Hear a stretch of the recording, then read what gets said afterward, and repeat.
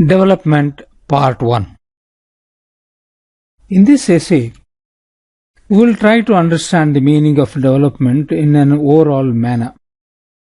Development is a very objective concept and it can be seen in many different ways. This essay, with two parts, attempts to give an understanding of what development means in societal and national context. The term development has varying meanings in different contexts and with respect to different countries. It is somewhat easier to say which countries are richer and which are poorer, but it is difficult to determine which countries are more developed and which are less. There are indicators of wealth which reflect the quantity of resources available to a society, but they provide no information about the allocation of these resources. For instance, about equitable distribution of income among social groups, about the shares of resources for free health and education services, etc. Thus, it is no wonder that countries with similar average incomes can differ substantially when it comes to people's quality of life, access to education and health care, employment opportunities, availability of clean air and safe drinking water, and also the threat of crime and so on. With that in mind, how do you determine which countries are more developed and which are less developed? Now let us see what are the goals and means of a development process. Different countries have different priorities in their development policies. But to compare their development levels, you would first have to make up your mind about what development really means to you and what it is supposed to achieve. Indicators measuring this achievement could then be used to judge countries' relative progress in the development. Is the goal merely to increase national wealth, or is it something more subtle, or improving the well-being of a majority of the population, or ensuring people's freedom, or increasing their economic security? These are all the questions to be addressed. Recent United Nations documents, for example, emphasize human development measured by life expectancy, adult literacy, access to all three levels of education, as well as people's average income, and which are necessary conditions for their freedom of choice. In a broader sense, the notion of human development incorporates all aspects of individuals' well-being, from their health status to their economic and political freedom. According to the Human Development Report 1996, published by the United Nations Development Programme, human development is the end and economic growth is the means. Now let us see the challenges of development.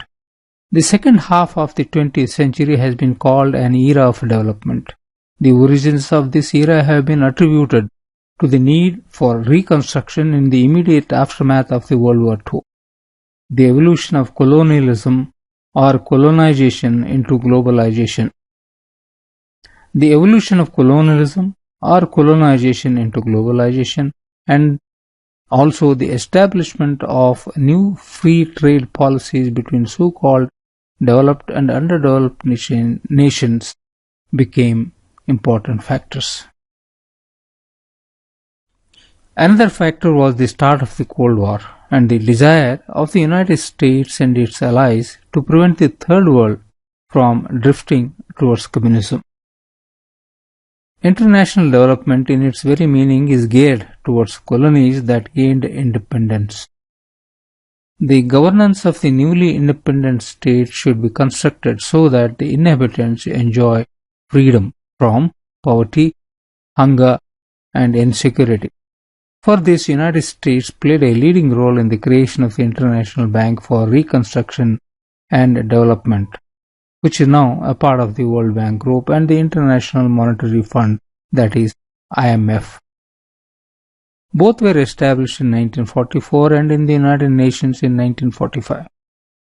The launch of the Marshall Plan was another important step in setting the agenda for international development.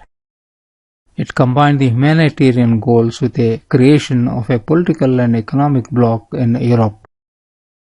Obviously, it was allied to the US. Now, let us see what is the development model adopted by our present world. Many changes have come in the concept of development over the years. In the initial years, the focus was on catching up with the West in terms of economic growth and modernization of societies. Developing countries adopted goals like faster economic growth through industrialization. This agenda was given a conceptual support during the 1950s in the form of modernization theory. The changes in the developed world's approach to international development were further necessitated by the gradual collapse of the Western Europe's empires over the next decades. Now, independent ex-colonies no longer received support in return for their subordinate role. But their priorities were modernization of agriculture and extending and modernizing education further. It was believed at the time that the government was the only agency capable of initiating this kind of social and economic change. Many countries, however, embarked upon ambitious projects of development, often with the help of loans and aids from the developed countries. During the recent decades, development thinking has shifted from modernization and structural adjustment programs to poverty reduction. Under the modernization system, poor countries were encouraged to undergo social and economic structural transformations as part of their development, thus creating industrialization and intentional industrial policy. However, poverty reduction rejects this notion. Instead, it consists of a direct budget support for social welfare programs that create macroeconomic stability, leading to an increase in economic growth.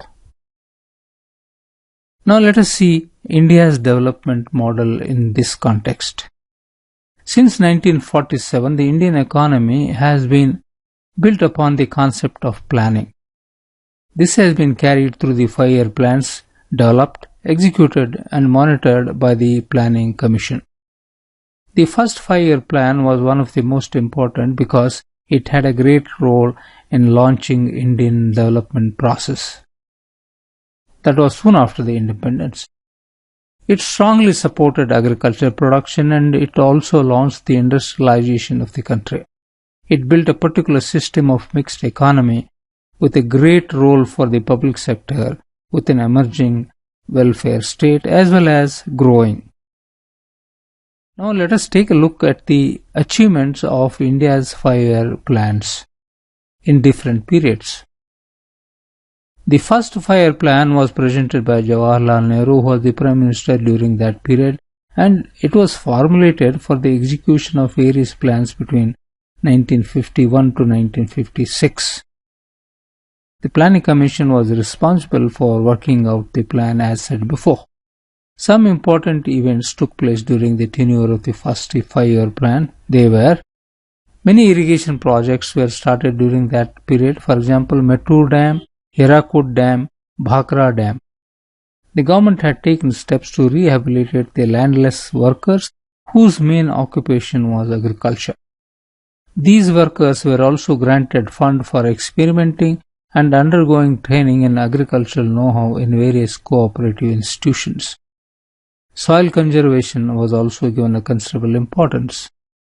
The Indian government also made a considerable effort in improving posts and telegraphs, railway services, road tracks, and civil aviation. Sufficient fund was also allocated to the industrial sector. In addition, measures were taken for the growth of small-scale industries as well. New educational institutions like the Indian Institutes of Technologies were set up, and it was with the collaboration with advanced countries. Idea was to have access to their knowledge, and this became a top priority. Now let us summarize the key points of the essay. Human development is the end, and economic growth is the means. The second half of the 20th century has been called the era of development.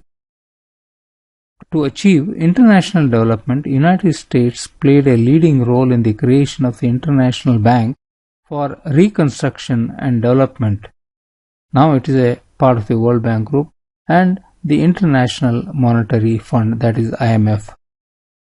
During the recent decades, the development thinking has shifted from modernization and structural adjustment programs to poverty reduction. The first 5-year plan in India was one of the most important steps because it had a great role in launching of Indian development after the independence.